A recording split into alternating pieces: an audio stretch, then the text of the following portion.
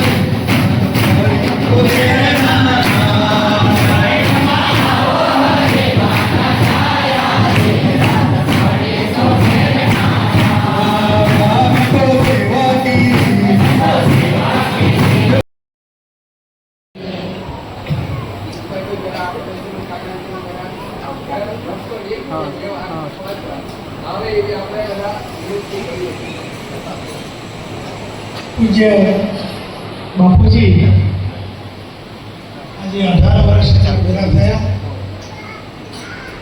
હૃદયથી આપણે બધાને યાદ કરું કે સ્ટીલ ટુડે હું જ્યારે છોટાઉદેપુર મંદિરના નાના ધામ હોય કે આપણા હરિ મંદિર હોય કે અત્યારે આપણું શિખરબંધ મંદિર જે નવું નિર્માણ થયું છે, અંતરથી વાત કરું છું કે હું મારા બાપુજીને દરેક ભજનની અંદર અવશ્ય કઈ સેવામાં હાજર ફરતા હોય છે એવું વિચારું છું, નહીં સ્મરણ બી કરું છું ને અનુભવ પણ કરું છું. આજના આ દિવસે ખાલી દરેક ભગતોને મારી એક નમ્ર વિનંતી કે ભગવાનના ચરણોમાં એવી પ્રાર્થના કરજો કે ભગવાન તમે અમારી સાથે હતા, અમારા ભેળા હતા, અમારા ભેળા છો અને ભવિષ્યમાં પણ અમારા ભેળા રહેજો. અને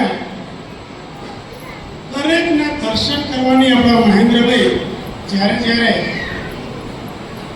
અહીંયા આગળ જે વક્તા તરીકે બેઠા હોય ત્યારે દરેક ભક્તોને કહેતા હોય છે કે ભગવાનનું સ્મરણ કઈ રીતે કરવું. નખ શીખ સ્વરૂપ ભગવાનના ચરણોથી લઈ અને એમના મુખારબિંદ સુધીના દર્શન હૃદયથી આંખ બંધ કરીને કરશો ને તો ભગવાનની ખરેખર તમને બહુ જ અનુભૂતિ થશે. અને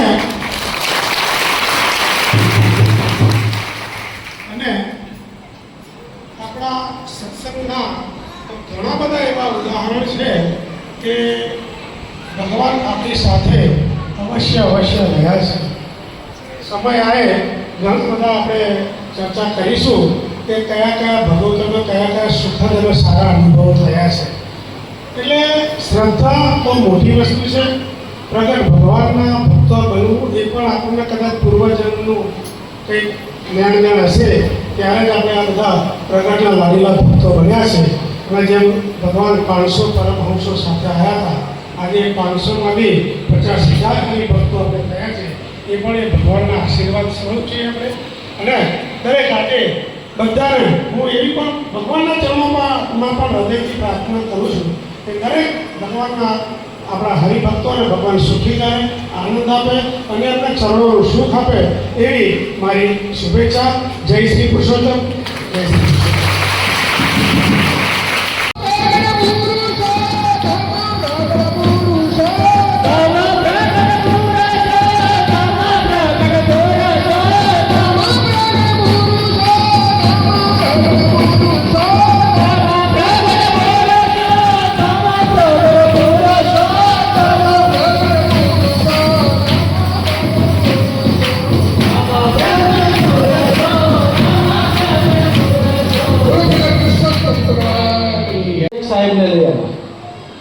અને આજે તે પાછો જીવન કાકાના પુણ્યતિથિના દિવસ છે. એટલે મને એવું અંતરમાં થાય કે પ્રગટ ભગવાન શું ન કરી શકે. તો એમનો પણ આપણે 2 શબ્દોનો લાભ લઈએ. અને આપણી વચ્ચે ચૂંટાઈને પહેલી વાર આવ્યા છે એટલે આપણા બધા હરિભક્તોના કામ બોલ્યા છે તે પણ અને બાકીના કામ બધા આપણે કરાવવાના છે. એના માટે આપણે બધા 2 શબ્દો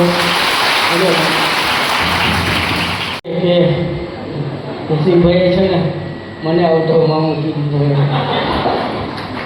લો પ્રગટ પુરુષોત્તમ ભગવાન શ્રી નારાયણ મુનિ મહારાજ, પ્રગટ શ્રી ડાયાભાઈ મહારાજ કી જય. સર્વે સંતો આજના શુભ અવસરે આપણી વચ્ચે ઉપસ્થિત હમણાં જ વાત કરી આ વિસ્તારની અંદર મોટા જંગલો હતા અને એના બધા જ પ્રકારના મૂળિયા કાઢી અને આ વિસ્તારની અંદર ફળદ્રુપ જમીન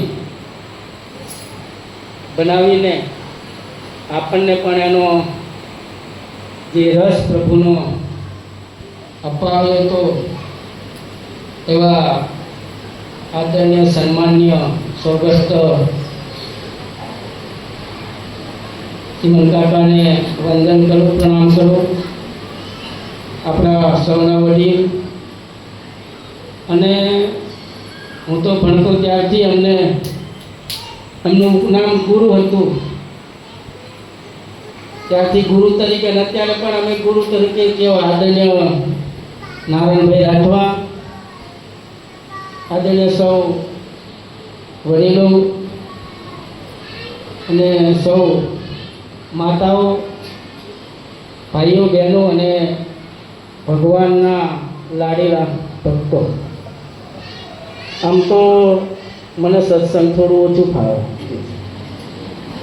પણ આ ઊભા કરે એટલે કેવું પડે એવું થઈ ગયું. આ તો હું છે કે બાવા બના તો હિન્દી બોલના પડે જાય.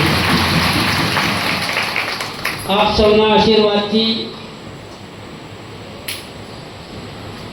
પ્રગટ ભગવાનની ભક્તિ કરે તો એક જ જન્મે બેડો પાર થાય એવું કહે છે. અને આપણે બધા જીવનું કલ્યાણ કરવા માટે ભક્તિ કરીએ. પણ મેં તમારી સામે જીવતો જાગતો એક દાખલો છું કે ભગવાન મને આ દેહે પણ ઘણા બધા વડીલો કદાચ મારા 5 વર્ષના સમયગાળાથી મને બધા કદાચ મોટા ભાગના હરિભક્તો પરિચિત હશે, અને બધી પ્રકારના વિચમણામાંથી પસાર થઈને અહીંયા સુધી પહોંચવાનો જે સંઘર્ષ છે એ ભગવાનને લીધે છે. ભગવાન પ્રગટ ભગવાનની ભક્તિ કરવાથી આપણને, મારા માટે તો આ દેહનું તો કલ્યાણ થયું, પણ મારા જીવનું પણ કલ્યાણ થશે એવો મને પૂરેપૂરો વિશ્વાસ છે. અને આપ જેવા સંતો નો જે દર્શન કરવાનો મને પણ તક વારંવાર આપે એવી પ્રભુને પ્રાર્થના કરું. કારણ કે ઘણી વખત એવું થતું કે હું જ્યારે પહેલી વખત સરપંચ બન્યો ને ત્યારે મને ઘણા લોકો એવું કહેતા કે હવે પતી ગયું. એટલે મને એવું થયું કે હવે પતી ગયું એટલે હું, પણ મારા સંગો એવા હતા એટલે પેલા લોકો એવું કહેતા કે હવે આ છે ને ધર્મથી વેગળા છે. પણ પ્રગટ ભગવાનનો અપાર સ્નેહ, આશીર્વાદ મારા પર રહ્યો અને અત્યાર સુધી એમાંથી મને દૂર રાખ્યો. એ બદલ મેં ભગવાનનો જેટલો આભાર માનું, હું તો ભગવાનનો આભાર માનવાનો જ નહીં હોય. ભગવાન આપણા ઉપર કૃપા જ કરે, પણ અમારા એવા લોકો માટે આ રસ્તો ખૂબ અઘરો છે. એટલે એમાંથી પણ મને બચાવી રાખ્યો અને બચાવી રાખે એ પ્રભુને પ્રાર્થના કરું. આપ સૌ સંતોના આશીર્વાદથી, ભક્તોના આશીર્વાદથી, માતાઓના આશીર્વાદથી, વડીલોના આશીર્વાદથી આ વખતની ચૂંટણીમાં દર વખતે ગુરુને બધા અમે આમને સામને ચૂંટણી લડતા, પણ વૈચારિક લડાઈ આવતી, વિચારોની લડાઈ આવતી. ઘણી વખત અમે દિવસે પ્રચાર કરીએ પણ હાજે પાછા ભેગા થઈએ તો કેવું થયું, બરોબર છે ને. પણ આ વખતની ચૂંટણીમાં મને જ્યારે સંસદ સભ્ય તરીકે ચૂંટણી લડવાનો અવસર પ્રાપ્ત થયો ત્યારે આ છોટા ઉદેપુર લોકસભા મત વિસ્તારની અંદર જેમણે લોકસભાના સભ્ય તરીકે સેવા આપી એવા તમામ સાંસદોએ મારા ઉપર આશીર્વાદ આપ્યો. એ મારા માટે બહુ મહત્વની વસ્તુ. વિધાનસભાની વાત કરીએ તો એકાદ બેને વાત કરતા બધા જ ધારાસભ્યો હોય કે પૂર્વ ધારાસભ્યો બધા જ મને આશીર્વાદ આપ્યો. એ પ્રમાણેની આ ચૂંટણી થઈ તો એ કૃપા કોની? પ્રગટ ભગવાન. એની મરજી વખત સૂકા ઝાડનું પાંદડું પણ હલતું નથી. એટલે જે કંઈક બને છે એ પ્રભુની મરજીથી બને છે અને પ્રભુની મરજી વગર કશું જ બનતું નથી.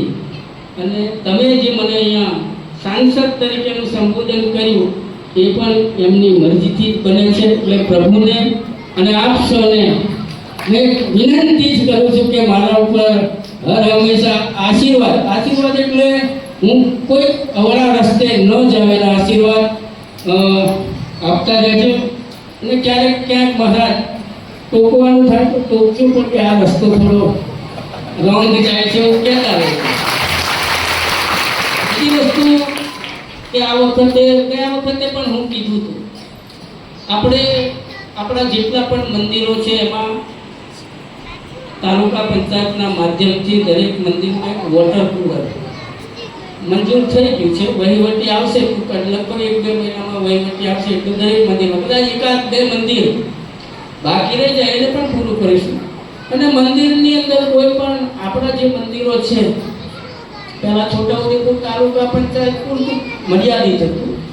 હવે આપણે આપણા જિલ્લાની અંદર કોઈ પણ મંદિર હશે, પાણીની સગવડ કરવાની હશે તો એના માટે એના આયોજકોએ મને વિના સંકોચે તમારો હરિભક્ત છે એમ કરીને કહી દેવું.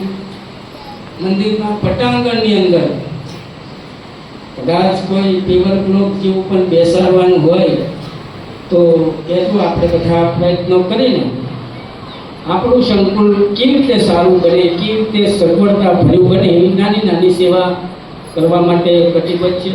બાકીના નાના મોટા કોઈ વ્યક્તિગત કામ હોય તો પણ આપ મને વિના સંકોચે કહેજો. ઘણી વખત એવું થાય ગુરુ, મને પહેલાં એવો અનુભવ હતો કે આ નારાયણભાઈ દિલ્હી જતા રહ્યા, નવરાત નહીં એમ ભેગાતા જ નહીં એવું થતું, પણ મને અમને 2 મહિનાથી અનુભવ શીખ્યો.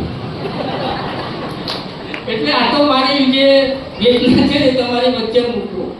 એટલે ઘણી વખત એવું લાવતા નહીં પણ આપણે બધાની વચ્ચે રહેવાના પ્રયત્નો કરશો અને મંદિરે પણ આવવાના પ્રયત્નો કરતા રહીશું. કારણ કે મને આમ પહેલાં બહુ ભજન કરતો હતો મારા, પણ હાલ થોડુંક ઓછું થઈ ગયું, પણ ફરી પાછું ભજન કરતા રહીએ એવા સૌના આશીર્વાદ સાંપડે અને આપ સૌએ આશીર્વાદ આપી અને મને સરપંચથી લઈને સંસદ સુધીની સફર કરાવવા માટેનો આપ સૌનો આશીર્વાદ, પ્રભુના આશીર્વાદ, સૌ વડીલોના સંતોના આશીર્વાદ રહ્યા છે.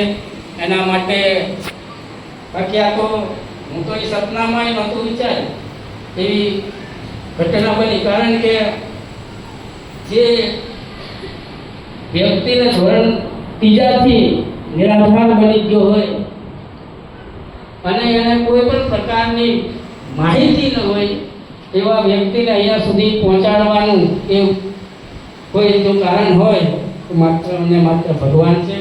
આજના તબક્કે આપ સૌએ મને આશીર્વાદ આપ્યા, સાંભળ્યો અને અહીંયા બોલાવ્યો તે બદલ હું સૌનો આભાર માનું છું.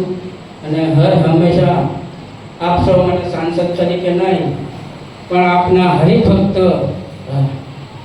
ગુરુભાઈ તરીકે પણ બોલાવજો અને એ રીતે જ મારી રીતે વર્તન કરજો. એ જ મારી એક આશા છે. આજના તબક્કે આપ સૌના આશીર્વાદ થયા અને ખૂબ આનંદ થયો. આજ મંદિરમાં ઉમેદવાર તરીકે આવ્યો તો એના પછી આવવાનું ચૂંટાઈને અહીંયા અમે દર્શન કરવા આવ્યા હતા, પણ એટલા બધા આપણા હરિભક્તોનો સંપર્ક નહોતો થયો, દર્શન નહોતા થયા. પણ આજે એ તો ગયા વખતની 11માં પણ નરેન્દ્રભાઈ મને કીધું હતું, પણ એ વખતે મારો કાર્યક્રમ નર્મદા જિલ્લામાં હતો એટલે આવી નહીં શક્યો, ક્ષમા કરજો. પણ મહિનામાં એકાદ વખત ભગવાન મને બોલાવે એવી એક વિનંતી કરું છું. બોલો પ્રગટ પુરુષોત્તમ ભગવાન, પ્રગટ શ્રી નારાયણ મુનિ મહારાજ, પ્રગટ શ્રી દયાભાઈ મહારાજ કી જય. સર્વે સંતો